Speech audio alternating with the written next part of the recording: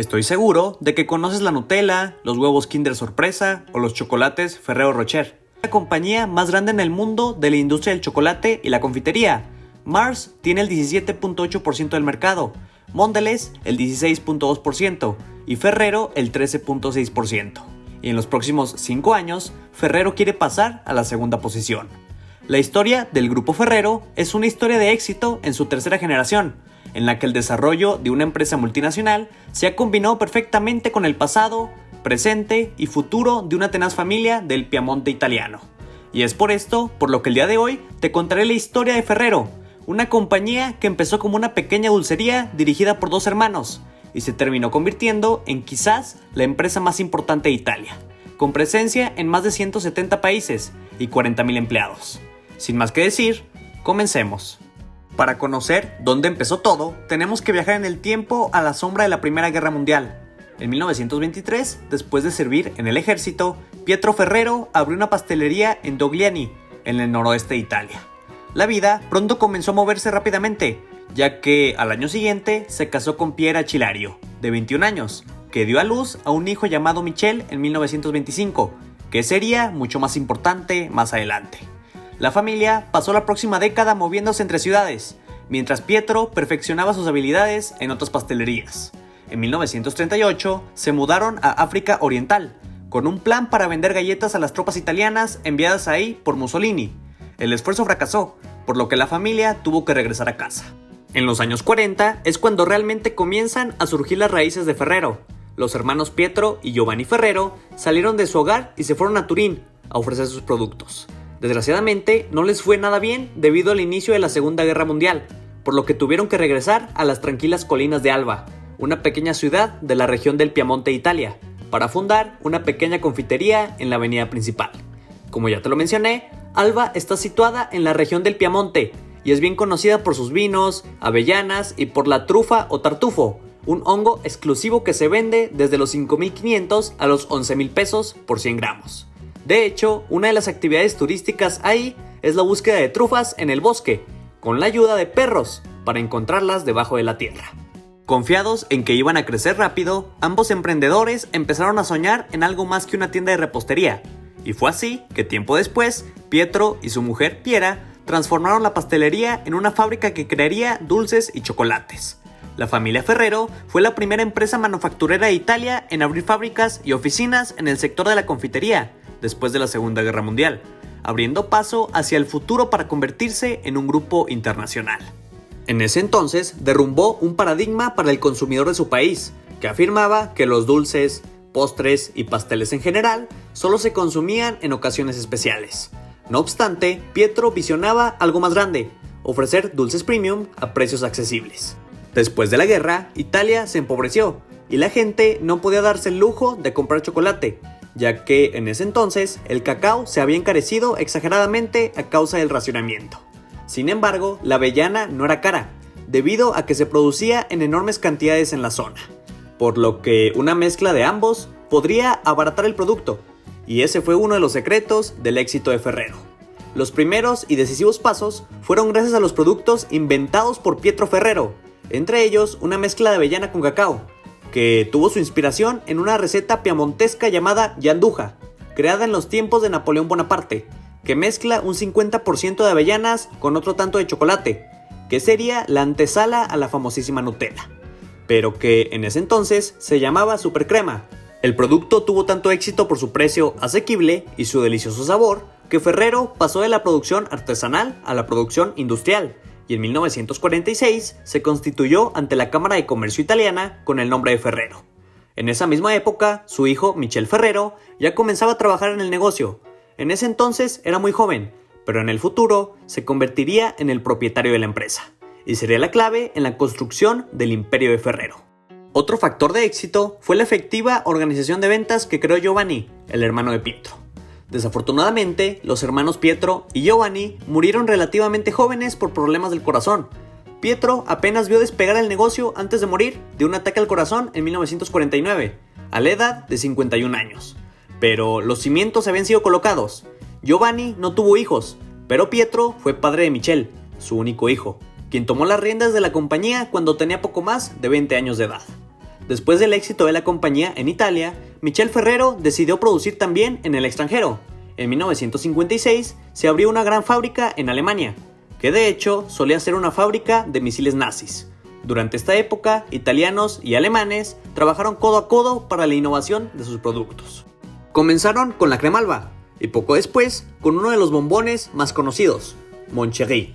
Al poco tiempo, Ferrero abrió una fábrica más en Francia. Esto fue el comienzo de su rápida expansión por Europa, con el establecimiento de oficinas comerciales y centros de producción en Bélgica, Holanda, Austria, Suiza, Suecia, Gran Bretaña, Irlanda y España.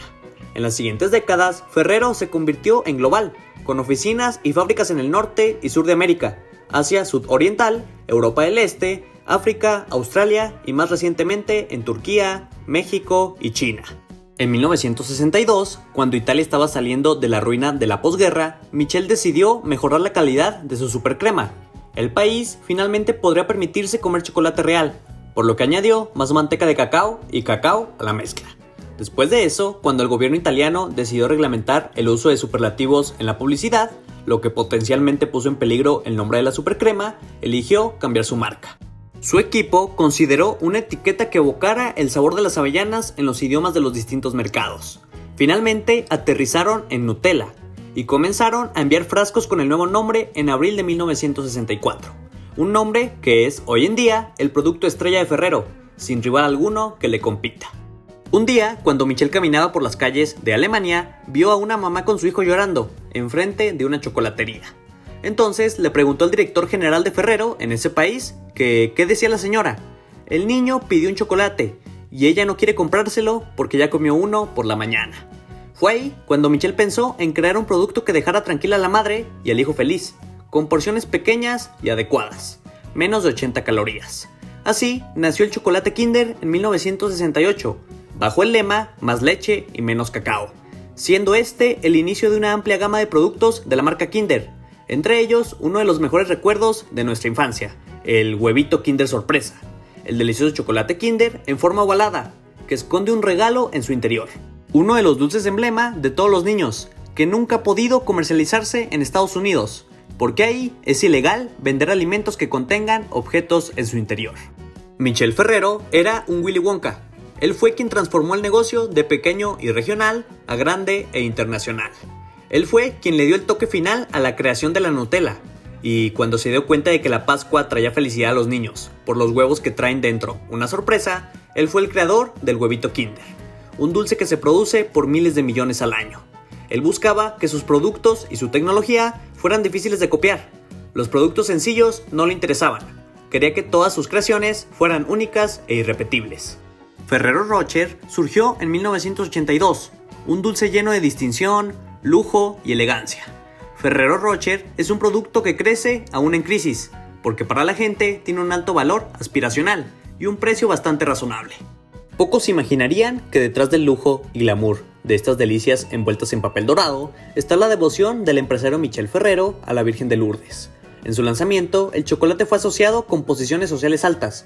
La publicidad generalmente giraba en escenarios de fiestas lujosas con hombres y mujeres vestidos de etiqueta y meseros con charolas repletas de pirámides doradas de este producto.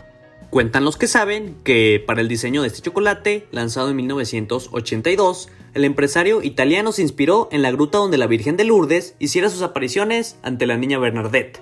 El lugar era conocido en francés como Rocher de Massaville. De ahí, Michel tomó el primer apelativo y sumó su apellido para bautizar su nuevo producto. No solo el nombre inspiró a Michel, la propia gruta habría dado pie a la forma y diseño del chocolate relleno de una avellana tostada, crema de avellana y cubierto de un crujiente esférico de chocolate con trozos del mismo fruto. De igual forma, habría sucedido con la rugosa envoltura dorada, color que, por cierto, también es asociado a la divinidad.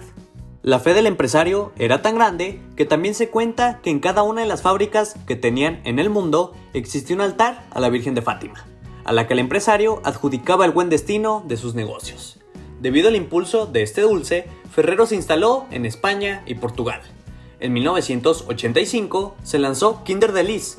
El mercado más grande para este pastelito es México. Por 20 años se importó de Italia, pero ahora se produce en tierras mexicanas. Tras el fin de la Guerra Fría en 1991, la empresa liderada por Michel continuó expandiendo su particular imperio en diversos lugares de Europa y América Latina, y siguió con su éxito incontenible con la creación de nuevos productos como Kinder Bueno, Kinder Pingüi o Kinder Sándwich de leche. Michel Ferrero tenía una personalidad muy peculiar en el mundo de los negocios. Le gustaba esconderse detrás de las vitrinas de las tiendas y cargaba a un empleado en su espalda, a quien le preguntaba con mucha curiosidad acerca de los clientes. ¿Qué están haciendo? ¿Qué productos tienen? También platicaba directamente con la gente y los interrogaba. ¿Por qué compran este producto?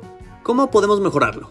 Y si veía a alguien comiendo el chocolate de la competencia, le hacía preguntas. Para él, el presidente de la compañía era y seguirá siendo el consumidor. Tenía síndrome de inventor. Se despertaba a cualquier hora. Iba a los laboratorios y justo en el medio de la medianoche despertaba a su esposa diciendo: «Pruébalo, esta es una gran receta». Quienes conocieron al viejo Michel aseguran que respondía al estereotipo de piamontés, nada ostentoso, un poco distante, respetuoso y muy trabajador. Cada que había crisis económicas, Michel mandaba cartas a sus empleados para asegurarles que su puesto de trabajo estaba garantizado y agradecerles su implicación en el negocio. Sea sincero o estrategia empresarial, lo cierto es que en 2009, en la encuesta del Reputation Institute de Estados Unidos, Ferrero apareció como la compañía con mejor reputación del mundo, seguida de IKEA y Johnson & Johnson. Michel se casó con María Franca en 1962 y de su matrimonio nacieron 2 hijos, Giovanni y Pietro. Giovanni Ferrero fue preparado para ser de la realeza chocolatera. A fines de la década de 1970, él y su hermano fueron enviados a un internado belga, con el objetivo de protegerlos de los años de plomo italianos, en los que las figuras de alto nivel eran secuestradas. Pero su padre tenía una motivación adicional. Sabía que Europa se estaba moviendo rápidamente hacia un mercado único y que necesitaba a sus herederos cómodos en cualquier parte del continente. Giovanni estudió marketing en los Estados Unidos. Luego comenzó a trabajar en Ferrero en la década de 1980. Su primera asignación fue Tic Tac en Bélgica. Más tarde pasó a ocupar un puesto directivo en Alemania, antes de aprender desarrollo empresarial en Brasil, Argentina, México y los Estados Unidos. La creatividad de Giovanni lo hizo una contraparte efectiva de su hermano, Pietro, quien gravitó hacia las operaciones. Juntos, en 1997, asumieron el cargo de CEO de su padre, que permaneció como presidente. Durante la próxima década y media, se centraron en impulsar las marcas propias de Ferrero. Desgraciadamente, en 2011, mientras hacía ciclismo en Sudáfrica, Pietro murió de un ataque al corazón, la misma suerte que su abuelo y su tío abuelo, dejando atrás a su esposa, sus 3 hijos y a Ferrero.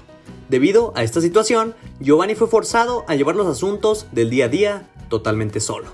4 años después, Michel, el auténtico Willy Wonka, también falleció a los 89 años, dejando atrás un gran legado, algo que se pudo notar en su funeral, al que asistieron más de 10,000 personas en su natal Alba.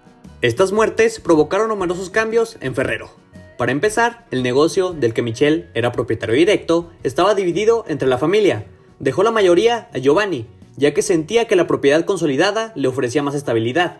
El resto fue para los jóvenes herederos de Pietro, cuyas participaciones permanecen en un fideicomiso. La presidenta nominal de Ferrero y la que fuera esposa de Michel, María Franca Fisolo, no recibió acciones, aunque heredó otros activos, y ahora tiene una fortuna millonaria. A pesar de su enorme ganancia inesperada, Giovanni se sintió abrumado. Pasó más de 2 años haciendo malabares con 2 roles, como CEO y presidente, y se quedó con poco tiempo para abordar la estrategia corporativa. El nombramiento de Lapo Civiletti como consejero delegado en septiembre del 2017 lo convirtió en el primer no familiar en desempeñar el cargo. Con Civiletti ocupándose de la tienda, Giovanni se concentró en hacer adquisiciones, a lo que su padre se había resistido ferozmente. Cuando se le preguntó qué pensaría su padre de las compras, él respondió riendo: «Tengo 53 años, ya me he liberado totalmente». En el 2015, Ferrero empezó el amanecer de una nueva era para la compañía, por medio de importantes adquisiciones. La compañía inició sus compras con Oltan, ahora Fındık, la empresa líder de la recolección, tostado y comercialización de avellanas en Turquía. La segunda adquisición fue Thorntons, la empresa de confitería de chocolate fundada en 1911 en la Gran Bretaña, y así siguieron las adquisiciones con Fannie Mae y Ferrara Candy Group. 2 años más tarde, después de la muerte de Michel, corrieron rumores de que Nestlé podría adquirir a Ferrero, algo que Ferrero negó rotundamente, y respondieron con la compra de la división de dulces Nestlé, teniendo hoy en día más de 50 productos a su nombre. Actualmente, el centro de Ferrero está en Luxemburgo, gracias a los impuestos amigables. El pequeño estado es un centro dinámico de empresas globales. Es un marcado contraste con la vida en la adormilada Alba, una metáfora, quizás, de cómo Ferrero ha cambiado. En virtud de su propiedad, sigue siendo técnicamente una empresa familiar. Sin embargo, Giovanni realmente dirige una multinacional, con 25 fábricas diseminadas por todo el mundo, y un mandato para expandirse. El plan de Giovanni es aumentar los ingresos en al menos un 7.33% por año, para duplicar la facturación en una década. Las líneas de productos nativas de Ferrero probablemente no podrán expandirse tan rápido, por lo que la estrategia de adquisiciones de nuevas empresas quizás sea lo más idóneo para el grupo. Algunos externos son escépticos de su plan. La crítica obvia es que, a diferencia de su padre, quien estimuló el crecimiento a través de la innovación, Giovanni está comprando su camino cuesta arriba, y Ferrero se sumerge en el mercado norteamericano, justo cuando los consumidores están cambiando a dulces más premium y alimentos más saludables. Sin embargo, también hay buenas noticias. Ferrero lanzó sus populares huevos Kinder Joy en Estados Unidos el año pasado. Habían sido prohibidos por peligro de asfixia, ya que las cáscaras de chocolate contenían un juguete de plástico escondido. Después de las modificaciones, el producto recibió la aprobación de la FDA y ya está superando las expectativas. Asimismo, Ferrero ha presentado otros productos nuevos últimamente, principalmente derivados de líneas existentes, como la goma Tic Tac. La compañía también se encuentra en un terreno más seguro, con su negocio de avellanas. Hace unos años compró a 2 de los mayores comerciantes de avellanas en el mundo. El primero, que ya te había contado, el grupo Oltan en Turquía, y el segundo, el italiano Stelliferi Group, y está invirtiendo en plantaciones en Australia, los Balcanes y Sudamérica, en un intento por aumentar los rendimientos y la disponibilidad durante todo el año. Ferrero, que compra alrededor de 1/3 de las avellanas del planeta, también es ahora el mayor proveedor de avellanas en todo el mundo. En solo 3 generaciones, la pequeña tienda de Pietro se ha convertido en un gigante que vende productos en más de 170 países, emplea a 40,000 personas y produce 365,000 toneladas de Nutella por año. Ferrero sigue siendo una empresa familiar, no cotiza en bolsa, pero es un gigante italiano que no deja de sorprender. Inversionistas, ¿qué piensan acerca de Ferrero? ¿Les gustó su historia? Déjenme su opinión en la cajita de comentarios. Y si el video les gustó, agradecería mucho que le dieran pulgar arriba y lo compartieran con sus amigos. Les mando un gran saludo. Cuídense y nos vemos pronto.